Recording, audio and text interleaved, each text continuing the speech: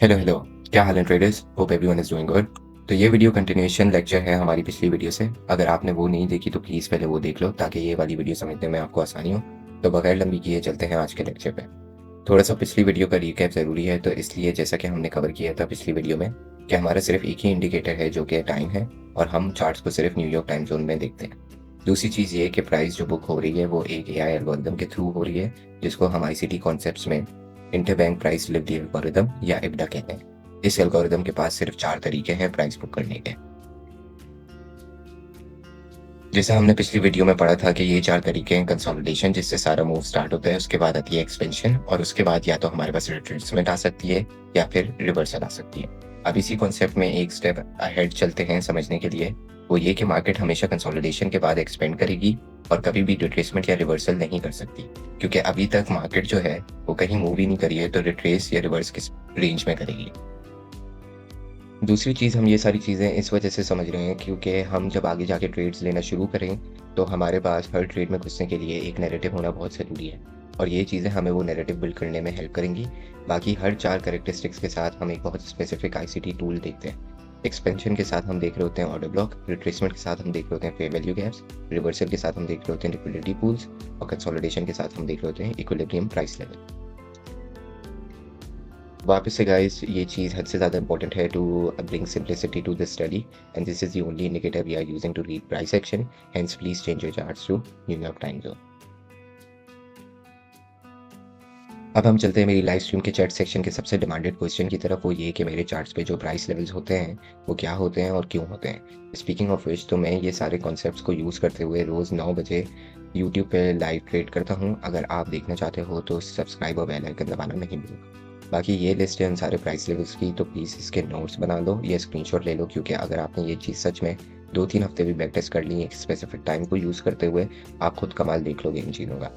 सच में मैंने खुद अपने ट्रेडिंग के करियर में शुरू के 3 साल सिर्फ डिटेल कॉन्सेप्ट्स पढ़े और इम्प्लीमेंट किया। I know everything about EMAs, Elliott wave theory, RSI, MACDs. Trust me, none of that can help you predict the market. खैर, बगैर और लंबी करे अब चलते हैं हम हर एक एनोटेशन को एक्सप्लेन करने। तो what is new day opening gap? हर दिन फ्यूचर्स की मार्केट 1 घंटे के लिए बंद होती है इलेक्ट्रॉनिक ट्रेडिंग आवर्स में।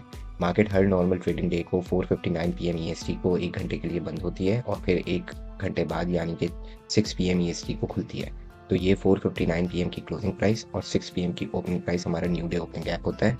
ये मैं अपने चार्ट्स में जाके आपको बना के भी दिखा देता हूँ। तो ये ट्रेडिंग व्यू है, और 4:59 पीएम पे मार्केट जैसे कि आप देखोगे बंद होती है। तो एक्स एक्सिस पे यहाँ पे हमारे पास टाइम है और वाई एक्सिस पे हमारे पास प्राइस है।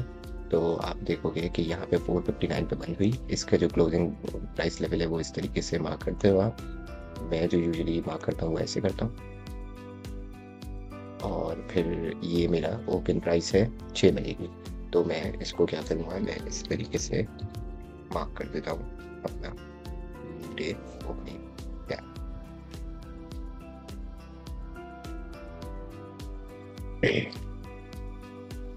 ये पिछले 5 दिनों के आपके पास होंगे आपके चार्ट्स पे, ठीक है। ऐसे ही जब मार्केट फ्राइडे 4:59 पीएम पर बंद होती है पूरे वीकेंड के लिए, और फिर संडे 6 पीएम पर खुलती है, तो इसको हम कहते हैं न्यू वीक ओपनिंग है। ये भी हमारे चार्ट्स पे पिछले 5 वीक्स के होते हैं एटलीस्ट। तो ये भी मैं आपको बना के दिखा देता हूँ अपने चार्ट्स में जाके। तो आप पिछले वीक का मैं बना देता हूँ।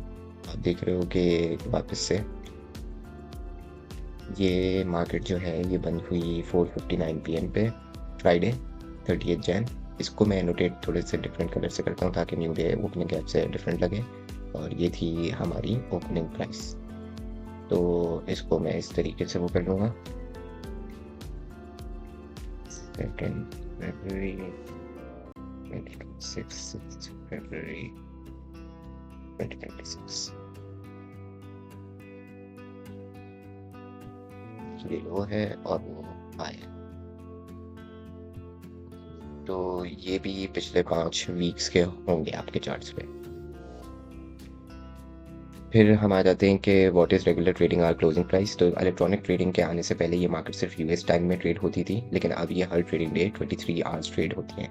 लेकिन न्यूयॉर्क की जो टाइमिंग है वो रेगुलर ट्रेडिंग आवर्स कंसिडर होते हैं आज भी, जो 9:30 AM EST से 4:14 PM EST होते हैं। तो regular trading hour closing price हमारा 4:14 पीएम का क्लोजिंग प्राइस प्रिंट होता है और हमारे चार्ट्स पे ये पिछले दिन का होगा। ऐसा क्यों, वो इसी वीडियो में आगे जाके हमें पता चल जाएगा। तो ये मैं दिखा देता हूँ कि अगर फॉर एग्जांपल मुझे इस दिन पे ट्रेड करना होता फ्राइडे को, तो मेरी जो RTH क्लोजिंग प्राइस मैं अपने चार्ट पे रखता, वो मैं ये रखता।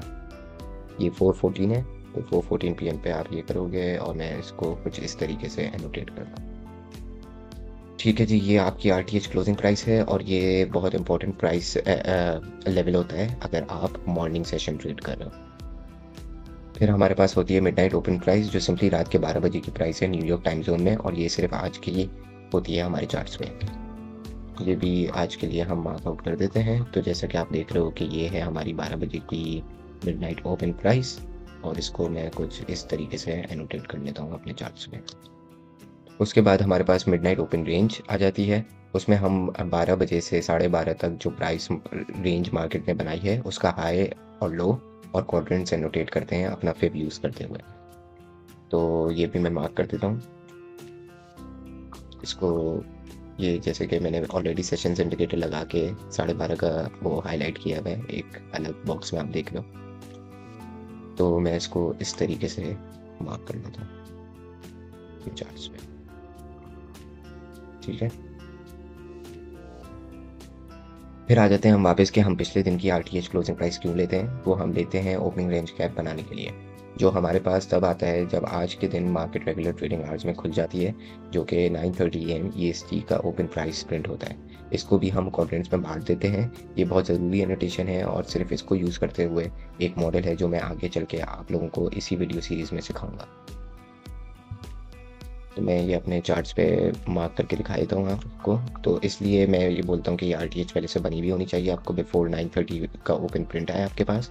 फिर ये क्योंकि आपकी 9:30 का ओपन प्रिंट है, यहाँ से आप ड्रॉ कर लोगे अपना फिर 604.75 और इसके कोऑर्डिनेट्स जाके आप एडजस्ट कर लोगे और इसको मैं कुछ इस तरीके से एनोटेट करता हूँ।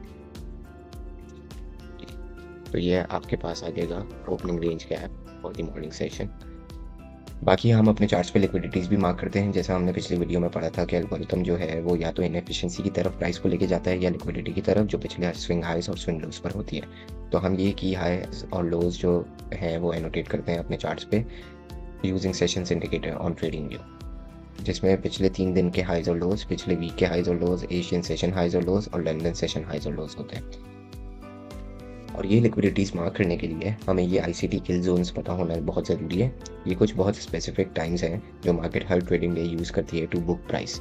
हमारी वही 4 कैरेक्टरिस्टिक्स यूज़ करते हुए जो हम पीछे पढ़ते हुए आ रहे हैं। तो इनका भी स्क्रीनशॉट ले लो या नोट्स बना लो, लेकिन इनको मैं ट्रेडिंग व्यू पे सेशंस इंडिकेटर्स यूज़ करते हुए एनोटेट करता हूँ। ये सब करने के बाद आपका चार्ट कुछ ऐसा दिखेगा जिससे आपको घबराना नहीं है, क्योंकि जब आप इसका कमाल देखोगे तो आप किसी भी और इंडिकेटर को इससे ऊपर तरजीह नहीं दोगे, लेकिन टाइम देना होगा ये सब समझने के लिए अपने खुद के चार्ट्स पे जाकर।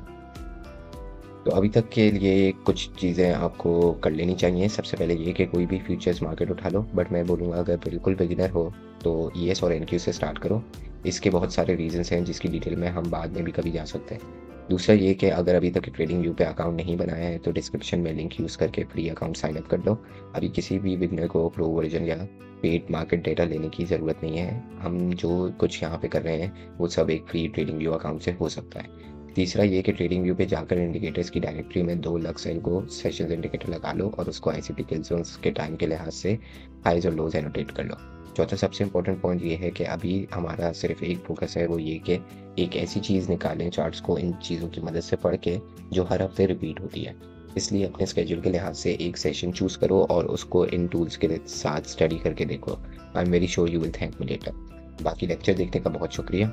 अगर वीडियो से कोई वैल्यू मिली हो तो लाइक ज़रूर करना। कोई सवाल हो तो feel free to ask in comment section. बाकी अगर मुझे आप ये कॉन्सेप्ट्स लाइव एग्जीक्यूट करते हुए देखना चाहते हो तो सब्सक्राइब और बेल आइकन दबाना नहीं भूलना ताकि कोई स्ट्रीम मिस ना हो। मिलते हैं अगले लेक्चर में, तब तक के लिए stay safe and good training.